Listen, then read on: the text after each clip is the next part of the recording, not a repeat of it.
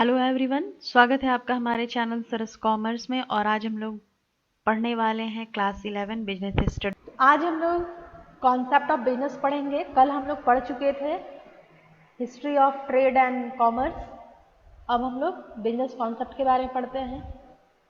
Business is defined as the repeated buying and selling of manufacturing of goods and services with an intention to earn profit which involve the creation of wealth. इसका क्या मतलब है कि जो business होता है ना वो रिपीटेड होना चाहिए। ऐसा नहीं कि हम आज कोई चीज़ को सेल किए उसके बाद अब हम 4 साल के बाद बेचेंगे, तो वो मेरा बिजनेस नहीं कहलाएगा। ठीक है, तो रिपीटेड बाइंग एंड सेलिंग होना चाहिए। आप लगातार खरीद रहे हो, आप लगातार बेच रहे हो, इस तरीके से।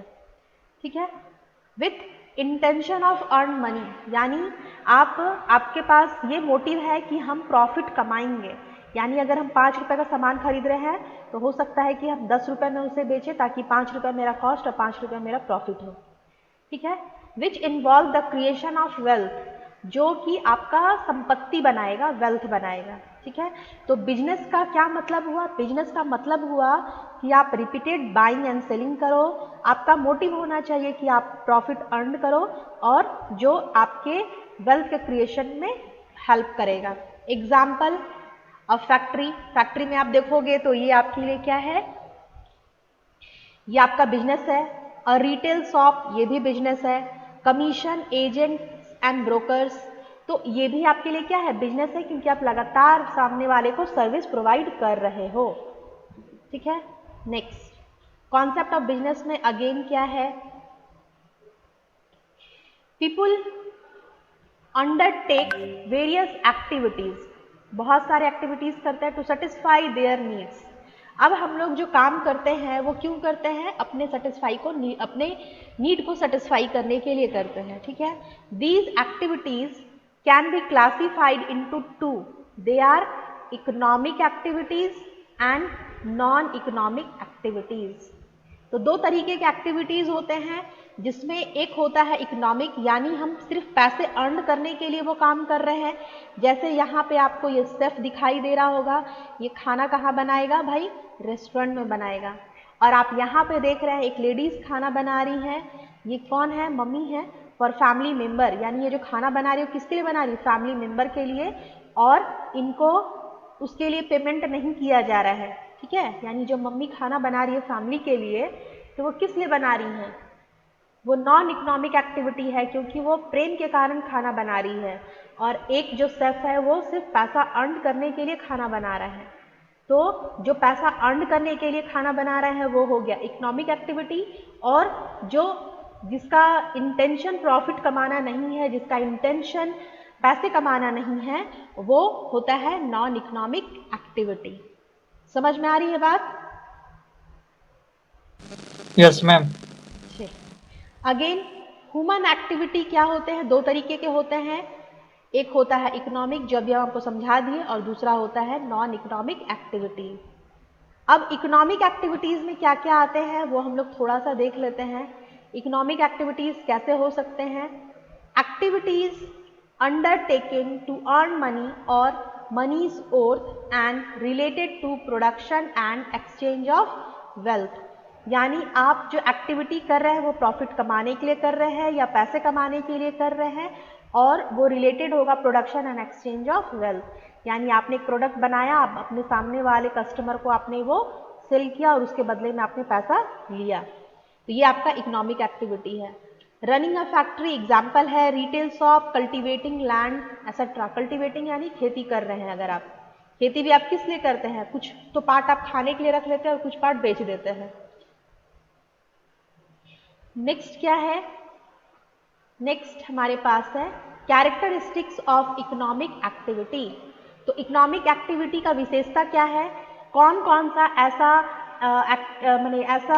विशेषता आएगा, फीचर्स आएगा, जिससे हम कह सकते हैं कि हाँ ये जो पर्टिकुलर एक्टिविटी है वो इकोनॉमिक एक्टिविटी है। तो सबसे पहले हमारे पास जो एक्टिविटी का कैरेक्टरिस्टिक है वो related to production of wealth, यानी आपका जो मोटो है वो क्या है, आप चाहते हैं कि हम जो पैसा बनाएं, प्रोडक्शन ऑफ वेल्थ मतलब पैसा बनाएं, आप ज़्यादा से ज़्यादा पैसा आप अपने प्रोडक्ट को सेल करके, अपने सर्विस को देकर पैसा कमाएं। नेक्स्ट है टू सेटिस्फाई ह्यूमन वांट्स। अब इकोनॉमिक एक्टिविटी क्या करता है, ह्यूमन वांट्स को सेटिस्फाई करता है, संतुष्ट करता है। अब जैसे मान लीजिए आप कपड़े खरीदने जा रहे हैं या कपड़ा आपको लेना है, तो आप ऐसा नहीं है कि आप खुद से कपड़ा बनाना स्टार्ट कर दोगे। आप क्या करोगे, सामने वाले दुकान में जाओगे, मॉल में जाओगे, वहाँ से अपने जो भी आपकी इच्छा है, जो भी आपका नीड है उसको फुलफिल करोगे। तो सेकंड हमारे पास है to satisfy human wants. Next expectation of earning money. Expectation of earning money यानी आप एक्सपेक्ट कर रहे हो कि आप जो काम करोगे उससे आपको पैसा मिले, तो वैसा एक्टिविटी भी इकोनॉमिक एक्टिविटी है। अब जैसे कोई मजदूर है, वो अगर काम कर रहा है तो वो एक्सपेक्ट करेगा कि सामने वाला उसको उसके बदले में पैसे दे, तो ऐसा एक्टिविटी भी हमें इकोनॉमिक एक्टिविटी ही कहलाता है। Basis for economic development of the society. Basis for economic development of the society यानी आप जो काम करेंगे, जो इकोनॉमिक एक्टिविटी होगा, उससे और क्या लाभ होगा, आपका इकोनॉमिक डेवलपमेंट होगा और सोसाइटी का भी होगा। अगर किसी सोसाइटी में फैक्ट्री खुलते हैं, अगर कोई दुकान खुलता है और उसका दुकान बहुत अच्छा चलता है, तो वो ऑनर के साथ साथ बहुत सारे एम्प्लॉइज़ को भी रखता है। तो एम्प्लॉइज़ को रखने से क्या होगा, जो ऑनर है उसको तो फ़ायदा हो ही रहा है, और जो सामने वाला इंसान जो एम्प्लॉई है उसको रोजगार मिल रहा है, जिससे कि उसका जो जीवन स्तर है वो आगे बढ़ेगा। तो basis for economic development of the society माने आसपास के जितने भी हमारे लोग होंगे उनको कहीं ना कहीं डायरेक्टली या इनडायरेक्टली फायदा होगा। देखो सबसे पहले हमारे माने बात जो आती है वो क्या है, activities which are undertaken not for any reward but for the personal satisfaction. यानी जो हम फील करते हैं, जो हम लोगों के लिए करना चाहते हैं और उसके बदले में हम कुछ भी रिवॉर्ड की आशा नहीं करते हैं, but for the personal satisfaction यानी हम अपने पर्सनल सेटिस्फैक्शन के लिए, अपने निजी संतुष्टि के लिए वो काम करते हैं। जैसे मान लो कोई गरीब इंसान है जिसके पास वो भूखा है, खाना नहीं है, तो क्या होगा, हम लोग उसको देख के दया आ जाएगा हमें, क्योंकि हम लोग मनुष्य हैं, हम दया करते हैं, हमें प्रेम भी आता है। तो जब हमें दया आती है तो हम उसको क्या करते हैं, अपने घर से कुछ रोटी या कुछ भी खाने के लिए या पैसा दे देते हैं कि हाँ भाई आप खरीद के खा लो। तो ये क्या हम इकोनॉमिक उसे पैसा पाने के लिए कर रहे थे? नहीं। तो हम उसे क्या कर रहे थे, हम उसे अपने पर्सनल सेटिस्फैक्शन के लिए दिए कि हमें उसे देखकर हम दुखी हो रहे थे, अपने दुख को कम करने के लिए हम उसकी हेल्प कर रहे हैं। ठीक है, तो ऐसा जो भी एक्टिविटी जिसका एक्सपेक्टेशन कोई मनी नहीं है, तो वो कहलाता है नॉन इकोनॉमिक एक्टिविटी। और एग्जाम्पल के रूप में a mother looks after the children, बच्चे की जो देखभाल करती है माँ, तो क्या वो पैसे की आशा में करती कि बच्चा का देखभाल करेंगे तो मुझे पैसा देगा? नहीं। फिर a house wife कुक्स food for the family, जो फैमिली के लिए खाना बनाती है, ठीक है, उसके लिए तो वो पैसा नहीं ले रही है। विजिटिंग टेम्पल्स, यानी आप यहाँ पे जो काली मंदिर है या कोई भी मंदिर आप जा रहे हैं, तो उसके लिए भी आपको कोई पैसा नहीं देगा कि हाँ भाई आप मंदिर जाओ आपको पैसा मिलेगा। नहीं, आप अपने सेल्फ सेटिस्फैक्शन के लिए जा रहे हो कि भाई वहाँ जाने से मुझे शांति मिलेगी, तो ये भी क्या है, नॉन इकोनॉमिक एक्टिविटी है। Difference between economic activity and non economic activity, तो पहला डिफरेंशिएशन हमारे पास है टू अर्न मनी और मनी इज ओर्थ, ये किसका है, इकोनॉमिक एक्टिविटी। और non economic activity for personal satisfaction, यानी इकोनॉमिक एक्टिविटी पैसे पे ही बात करता है और पैसे से ही रिलेटेड है, लेकिन non economic activity personal satisfaction है, आत्मसंतुष्टि है। तो ये इकोनॉमिक एक्टिविटी पैसे को इंडिकेट करेगा और non economic activity personal satisfaction को इंडिकेट करेगा। Next, it can be measured in term of money, यानी हम जो भी काम करेंगे हम उसको पैसे से नाप सकते हैं इकोनॉमिक एक्टिविटी में। अगर हम कोई फैक्ट्री में काम कर रहे हैं, अगर हम 2 घंटा काम कर रहे हैं या 1 महीना काम कर रहे हैं, तो उसको हम पैसे में नाप सकते हैं कि ठीक है, ये जो एम्प्लॉई है इसको हम 15,000 देंगे, ये जो एम्प्लॉई है इसको 50,000 देंगे, यानी उसके काम को हम क्या कर रहे हैं, मनी से मेजर कर रहे हैं, तो वो हमारा कहलाता है इकोनॉमिक एक्टिविटी।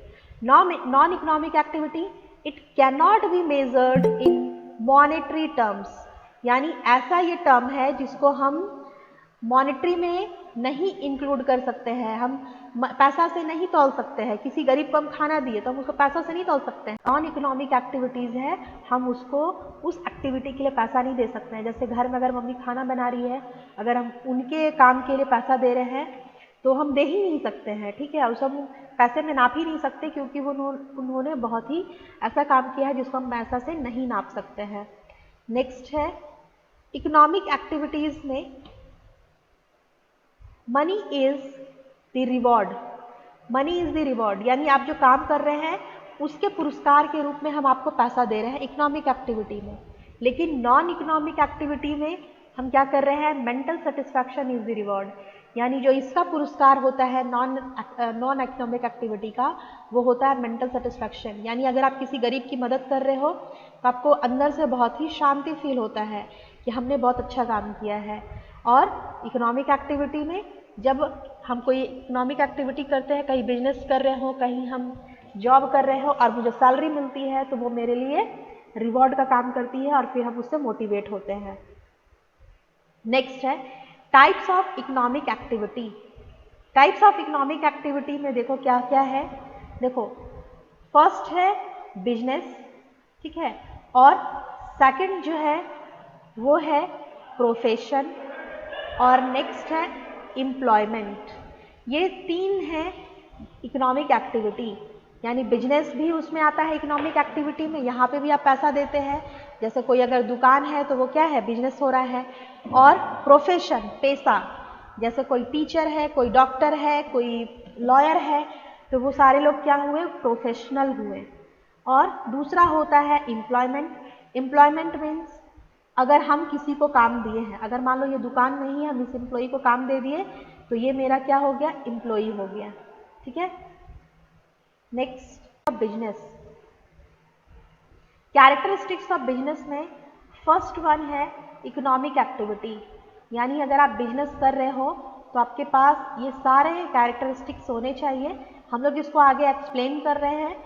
जो हमारे पास था कैरेक्टरिस्टिक इकोनॉमिक एक्टिविटी, ये क्या कहता है, it is undertaken with an object of earning money or livelihood but not for love affection etc, यानी आप क्या कर रहे हो, आप अपने जीवन यापन के लिए पैसा कमा रहे हो, उसका उद्देश्य क्या है, अपने जीवन यापन के लिए। अगर आप काम नहीं करोगे तो आप चावल दाल जो घर में खाने की चीज़ें हैं वो कैसे लाओगे, तो आपको उसके लिए इकोनॉमिक एक्टिविटी करना ही होगा, है ना, पैसे कमाने ही होंगे। तो इसमें लव अफेक्शन ये सारा चीज़ नहीं आता है। एग्जाम्पल क्या है, purchase and sale of articles by a shopkeeper, यानी शॉपकीपर के द्वारा, दुकानदार के द्वारा जो सामान बेचा जा रहा है वो हमारा एक इकोनॉमिक एक्टिविटी है। ना सिर्फ शॉपकीपर के द्वारा, आपके प्रोफेशनल है वो भी इकोनॉमिक एक्टिविटी है, अगर कोई एम्प्लॉई है तो वो भी इकोनॉमिक एक्टिविटी करता है। प्रोडक्शन और procurement of goods and services, आप प्रोडक्शन कर रहे हो, आप कहीं से परचेस करके ला रहे हो, उसके बाद सेल कर रहे हो, तो ये सारा भी आपके कैरेक्टरिस्टिक ऑफ बिजनेस में आता है। Every business should either produce और acquire the goods in which deal, ठीक है, इन विच डील्स। गुड्स में consist of capital goods and consumer goods. Capital goods machinery furniture, consumer goods sugar pen notebook etcetera. तो अब देखो goods का मतलब क्या होता है, सामान जो आपको दिखाई दे रहा हो, जैसे हो गया नमक, पेंसिल, नोटबुक, मशीनरी, फर्नीचर, ये सारा चीज़ क्या हुआ, आपका गुड्स हुआ। और सर्विस क्या हुआ, अगर आप अस्पताल में जाते हो और अस्पताल में कोई आपको ट्रीटमेंट कर रहा है तो ये वो क्या दे रहा है आपको, कुछ सामान तो नहीं दिया है, वो आपको सेवा दिया है। अगर आप कोई टीचर के पास हो, टीचर आपको पढ़ा रहा है तो वो भी आपको क्या है, सामान नहीं दिया, आपको सर्विस दिया है, सेवा दिया है। लॉयर है तो लॉयर भी क्या है, वो भी आपको सेवा ही देता है ना।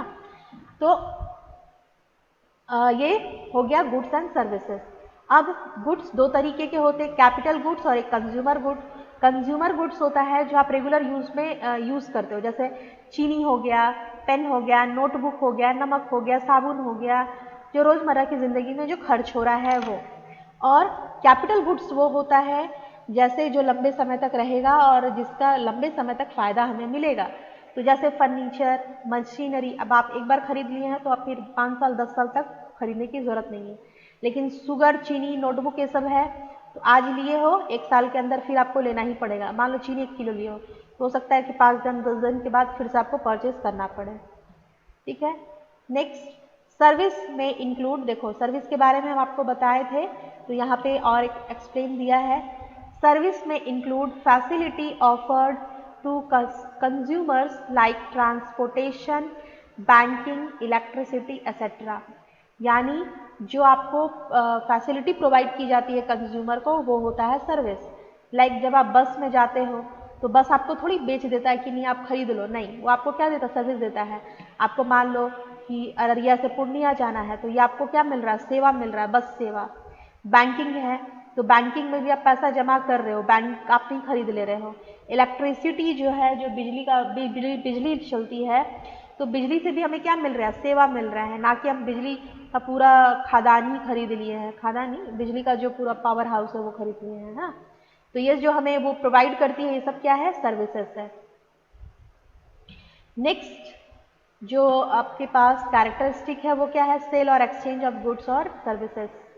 देयर शुड बी सेल और एक्सचेंज ऑफ गुड्स और services between the seller and buyer. यानी आप सेलर हो, बायर हो तो आप क्या करोगे, सेल करोगे, एक्सचेंज होगा किस चीज से, मनी के साथ।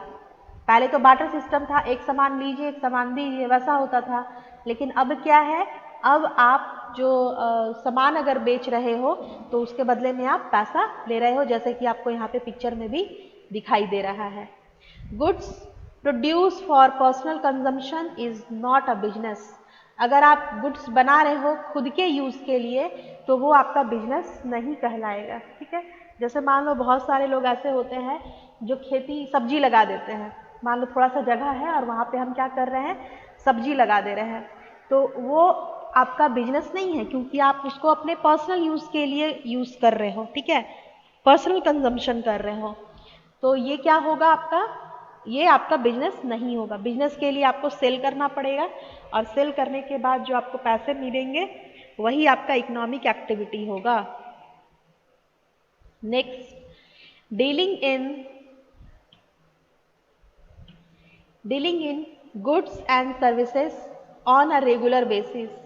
अब जैसे मान लो कि हम काम किए, हम मेरे पास एक पेन था वो मेरे यूज़ का नहीं है और हम उसको क्या किया, अपने किसी फ्रेंड को हम बेच दिए, तो ये तो हम डेली बेसिस पे नहीं कर रहे ना, एक दिन का था, मुझे यूज़ नहीं था तो हम किसी और को बेच दिए। तो बिजनेस होने के लिए आपको क्या करना होगा, डेली बेसिस पे काम करना होगा, डेली बेसिस पे आप उसको सेल और परचेज करेंगे। ठीक है, एक single transaction can not be treated as a business. अगर आप एक ट्रांजैक्शन किए हैं, बस एक बार सेल किए हैं और कहेंगे हम बिजनेस कर रहे हैं, तो नहीं, ये बिजनेस नहीं है, आपको रेगुलर बेसिस पे करना होगा। A person sell his old scooter even at a profit cannot be treated as a business as there is no continuity। या मान लो किसी के पास स्कूटर है और वो स्कूटर काम का नहीं है, अब उसको क्या कर रहा है, प्रॉफिट में बेच दिया, तो वो हमेशा तो स्कूटर नहीं बेच रहा है भाई, उसके पास पुराना स्कूटर था वो बेच दिया, तो वो कहलाएगा हमारा बिजनेस नहीं कहलाएगा। ठीक है, उसके लिए क्या होना चाहिए, कंटिन्यूटी होना चाहिए, रोज करना चाहिए। Next, earning profits. यानी आप अगर बिजनेस कर रहे हो रेगुलर बेसिस पे और उसका मोटिव क्या होना चाहिए, प्रॉफिट अर्न करना। The business activity must be intended to earn profit. Profit earn करने के लिए आप काम कर रहे हो। कुछ हर कोई, यहाँ जितने भी स्टूडेंट होंगे, हर कोई या खुद हो या उसके पेरेंट्स हो, कहीं ना कहीं इकोनॉमिक एक्टिविटी के लगे होंगे, चाहे वो किसी कोई एम्प्लॉई होंगे या कोई प्रोफेशनल होंगे या फिर कोई बिजनेसमैन होंगे। तो सारे का मोटिव क्या होता है? प्रॉफिट कमाना। Businessman should take all possible efforts to maximise the profit by increasing sale volume और रिड्यूसिंग कॉस्ट। यानी बिजनेसमैन क्या करते हैं? कम पैसे लगाने की कोशिश करते हैं, कम खर्च करने की कोशिश करते हैं और ज़्यादा से ज़्यादा प्रॉफिट कमाने की कोशिश करते हैं। अभी तो हम बात किए कि सिर्फ प्रॉफिट कमाना, ठीक है, लेकिन जरूरी नहीं कि हर बार आपको प्रॉफिट ही मिलेगा। Uncertainty of return. No business can be predict its future no business can predicted its future profit. यानी कोई भी इंसान ये सर्टेन नहीं है कि आपको प्रॉफिट ही होगा। आपने मान लीजिए 10 रुपये लगाया, लेकिन आपका जो प्रोडक्ट था उसका डिमांड कम हो गया या उसका दाम घट गया, अब वो 8 रुपये में बिक रहा और आपने कॉस्ट खर्च किया था 10 रुपये, तो अब आपको क्या होगा? 8 रुपये में ही बेचना होगा, यानी 2 रुपये का लॉस हो गया। तो कोई भी आपको ये बता नहीं सकता है कि आने वाले फ्यूचर में आपको प्रॉफिट ही होगा। यहाँ चांसेस होता है कि लॉस भी हो सकता है, ठीक है। यहाँ पे अभी हम जैसे बताएं एलिमेंट ऑफ रिस्क, ये भी एक हमारा कैरेक्टरिस्टिक है बिजनेस में, यानी लॉस होना या प्रॉफिट होना, ये भी, ठीक है। Every business is subject to risk due to various reasons, change in fashion, fire left, natural calamities etcetera. अब मान लीजिए आपका बिजनेस है, तो अभी हम बताए थे ना कि आपने कुछ प्रोडक्ट बनाया है, उसका दाम 10 रुपये आपने खर्च किया उसको बनाने में, लेकिन वो फैशन से ही आउट हो गया, ठीक है, फैशन से आउट हो गया, अब वो चलता ही नहीं है, तो आपको क्या होगा? लॉस हो जाएगा, ठीक है। अब मान लो कि आपने जहाँ पे सामान रखा था वहाँ आग लग गया, तो भी आपको माने नुकसान हो जाएगा। आपने सामान बना के रखा था वो चोरी हो गया या बाढ़ में बह गया, तो ये सारा एलिमेंट रहता है बिजनेस में। जितना आपको फायदा होता है उतना ही आपको लॉस होने की भी चांसेस रहती है। Comparison of business profession and employment. तो एस्टैब्लिशमेंट, किस तरीके से आप बिजनेस को बना सकते हैं, प्रोफेशन को और एम्प्लॉयमेंट को। तो बिजनेस का क्या है? बेस्ड ऑन इंटरप्रेन्योर्स डिसीजन, यानी इंटरप्रेन्योर्स का मतलब होता है मालिक। आप बिजनेस लगाना चाहते हो कि नहीं लगाना चाहते हो, यह डिसीजन ऑनर का होगा, जो मालिक होगा वो। Profession, membership of professional body. अब मान लीजिए हमने वकालत कर लिया, लेकिन मुझे जो इसका जो एक प्रोफेशनल ग्रुप होता है वहाँ से भी आपको एक रजिस्ट्रेशन मिलना चाहिए, तभी आप एक प्रोफेशनल बन सकते हो। डॉक्टर भी होता है, तो डॉक्टर के लिए भी कोई अकाउंटेंट बन रहा है कॉमर्स पढ़ के, तो उसके लिए भी क्या होना चाहिए? कोड ऑफ कंडक्ट लगता है, नियम संहिता होती है, अगर वो उसका मेंबर है तो वो प्रोफेशन बन सकता है। नेक्स्ट है अपॉइंटमेंट ऑर्डर, यानी अगर हम किसी को एम्प्लॉयमेंट दे रहे हैं, अगर हम किसी को रोजगार दे रहे हैं, तो वहाँ पे मुझे अपॉइंटमेंट ऑर्डर देना पड़ेगा। नेक्स्ट, नेचर ऑफ वर्क में, नेचर ऑफ वर्क में आप देखेंगे कि बिजनेस में क्या अंतर है? Providing goods and services of to the public, यानी क्या काम करता है बिजनेस? वो गुड्स और सर्विस प्रोवाइड करता है पब्लिक को। रेंडरिंग पर्सनलाइज्ड एक्सपर्ट सर्विस, हम लोग रेंडरिंग मतलब सुविधा के अनुसार लेना, है ना, उधार लेना कह सकते हैं, पर्सनलाइज्ड एक्सपर्ट सर्विस। अब मान लो कि कोई इंसान बीमार है, तो वो सामने वाले डॉक्टर के पास जाएगा और क्या बोलेगा? देखिए भाई मुझे ऐसे ऐसे बीमारी है, अब इसका क्या उपाय है बताइए। तो हम उसे क्या कर रहे हैं? उसकी सेवा ले रहे हैं। वो अपने जो पढ़ा है उसके अकॉर्डिंग आपको बताएगा कि भाई आप ये काम करो इससे ठीक हो जाएगा, ये काम करो इससे ठीक हो जाएगा। तो हम क्या किया? प्रोफेशन में रेंडरिंग करते हैं सामने वाले के सर्विसेज को। Employment, performing work as per service contract. अब employment, performing work as per service contract, यानी जैसा आपको एम्प्लॉयमेंट दिया गया है उसके अकॉर्डिंग आपको कॉन्ट्रैक्ट किया रहेगा कि आप यहाँ पे जो काम करोगे कैसे करोगे, कितना आपको सैलरी मिलेगा, ये सारा चीज़ उसमें मेंशन होता है, ठीक है। नेक्स्ट, क्वालिफिकेशन, कितना पढ़ा लिखा होना चाहिए बिजनेस के लिए? तो नो मिनिमम क्वालिफिकेशन, कोई 1 क्लास पढ़ा है या नहीं भी पढ़ा है या कोई MBA भी किया है तो वो भी बिजनेस खोल सकता है। Profession, prescribed qualification and training, यानी इसमें आपको बहुत ही पढ़ा लिखा होने की ज़रूरत है, आपको एक क्वालिफिकेशन लेना पड़ता है, एक ट्रेनिंग लेनी पड़ती है, तब जाके आप प्रोफेशनल कहलाते हो। नेक्स्ट है employment as prescribed by the employer. अब एम्प्लॉयमेंट रोजगार, अब जो एम्प्लॉयर है, जो ऑनर है, जो मालिक है, वो कितना पढ़ा लिखा लोगों को चाहता है। मान लो कि मुझे ग्रुप डी के स्टाफ को रखना है, मान लो चाय देने के लिए रखना है, सफाई करने के लिए रखना है, तो मुझे बहुत पढ़ा लिखे इंसान की ज़रूरत नहीं है, 10 क्लास भी पढ़ा है तो बहुत है। तो एम्प्लॉयमेंट में जो एडुकेशन है या जो क्वालिफिकेशन है वो एम्प्लॉयर डिसाइड करता है कि उसको कितने पढ़े लिखे लोग चाहिए। नेक्स्ट है रिवॉर्ड और रिवॉर्ड ऑफ रिटर्न।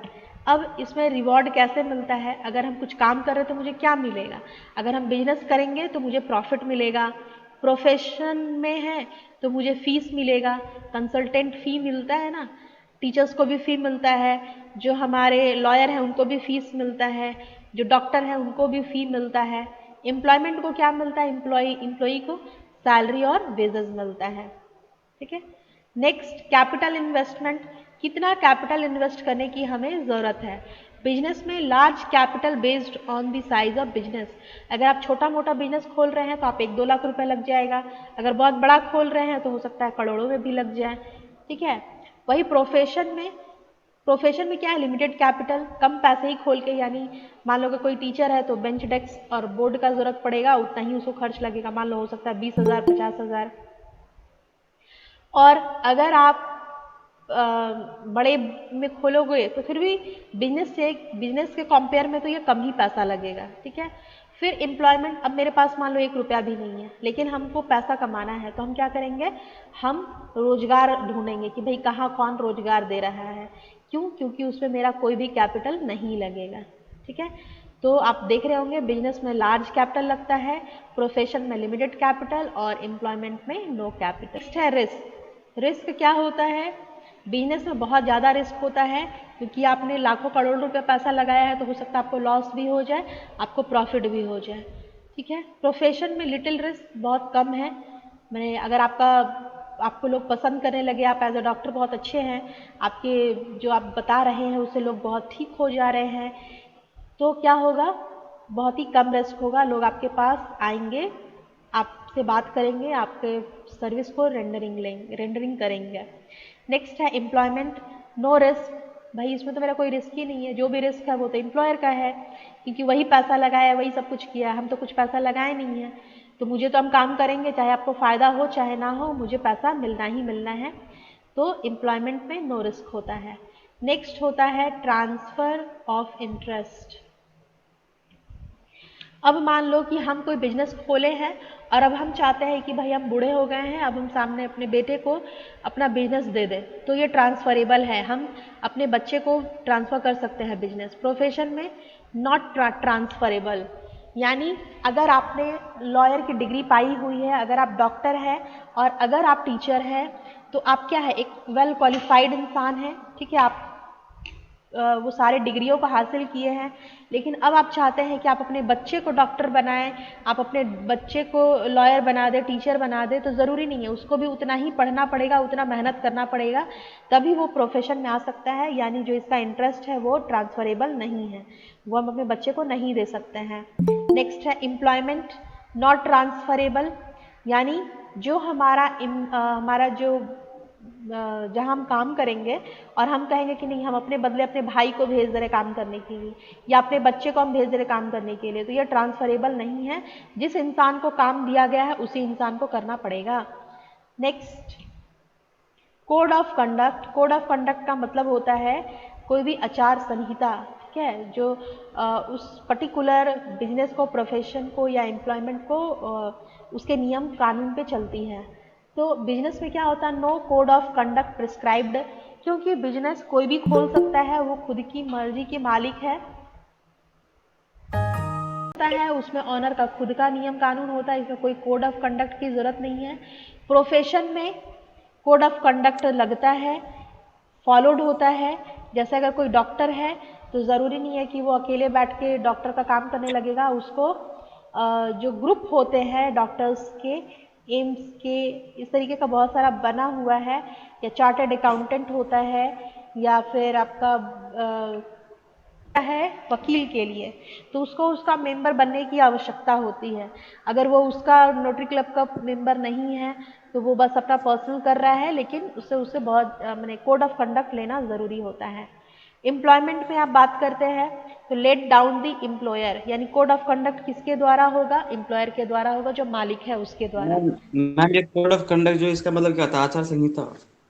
क्या हो? आचार संहिता, हाँ। मतलब किसी तो इसका नियम कानून के इसका अकॉर्डिंग चलना। जैसे मान लो कोई डॉक्टर है ना, तो अगर वो जी। डॉक्टर है तो क्या हम किसी का सर्विस का दाम पता कर सकते हैं क्या? कोई मुझे सर्विस दे रहा है तो, कोई मेरी जिंदगी बचा दे रहा था, हम उसको कितना अमाउंट देंगे बताओ तो जरा, पता कर सकते हैं? नहीं नहीं, वो तो कोई मुझे पढ़ाया है और हम आईएएस बन गए हैं, तो क्या हम उस टीचर की फी पेमेंट कर सकते हैं? नहीं। नहीं ना। तो हो तो सकता है मैम कि उसी मान लो, तरह से, हाँ बोलो। जैसे अभी ये इलेक्शन आ रहा है ना मैम, तो इसमें अभी यहाँ शायद लगा हुआ है हर जगह आचार संहिता, उसका क्या मतलब है? मतलब नहीं उसका नहीं, वो कैसे? आचार संहिता नहीं। देखो हम बता रहे तो हैं, इसका मतलब होता है एक ग्रुप होता है, ठीक है, जैसे डॉक्टर्स का ग्रुप होता है ना, वकील का ग्रुप होता है, जिसमें उसमें वो लोग बनाते हैं कि आपको कितना फी लोगों से लेना है, एक मिनिमम फी रहता है। प्लस देखो मान लो अगर डॉक्टर हैं तो वो हो सकता है ना, बहुत सारे ऐसे डॉक्टर भी होंगे जिनका फीस बहुत ज़्यादा है, किसी का फीस बहुत कम है ना, तो कितना रखना चाहिए वहाँ से, जब तक हम एक शपथ नहीं लेते हैं, शपथ कह सकते हो, शपथ नहीं लेते हैं कि आप इस काम को करने के योग्य हो, आपको जो भी जो हमारे पब्लिक आएंगे उनका हम अच्छे से देखभाल करें। हो ही सकता है ना कोई डॉक्टर मैंने जानबूझ करके ये इंसान पैसा कम दे रहा है तो हम इसका अच्छा से इलाज नहीं करेंगे, चाहे मर जाए, ठीक है, लेकिन कोई ऐसा इंसान है जो बहुत पैसा दे रहा है तो फिर हम उसको ज़्यादा ध्यान देंगे। ऐसा होता है कि नहीं होता है? तो इन सबको कौन हाँ। रोकेगा बताओ, इन सबको कौन रोकेगा?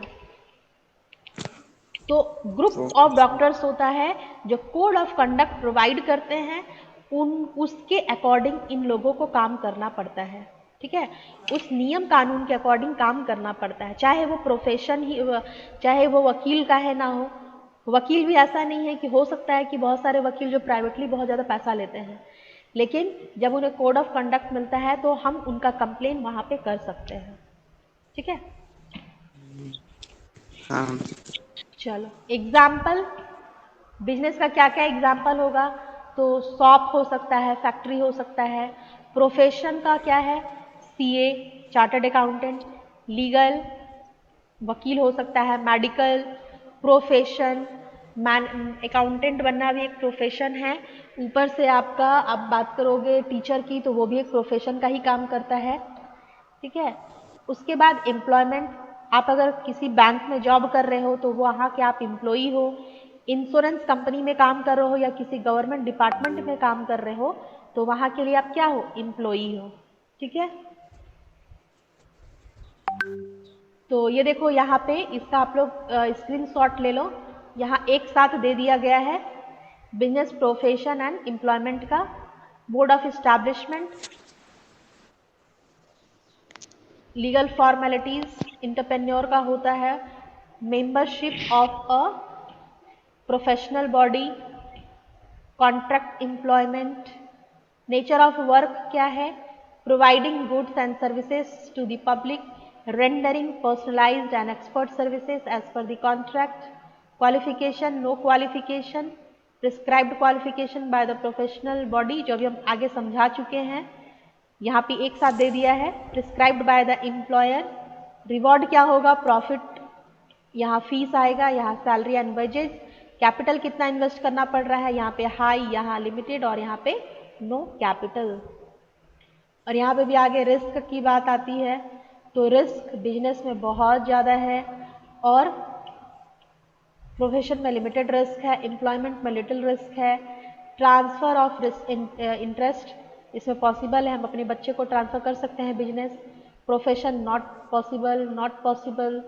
Code of conduct not prescribed, इसमें प्रिस्क्राइब्ड है और ये एम्प्लॉयर के द्वारा निर्धारित किया जाता है। यहाँ पे बिजनेस में शॉप और फैक्ट्री एग्जाम्पल है।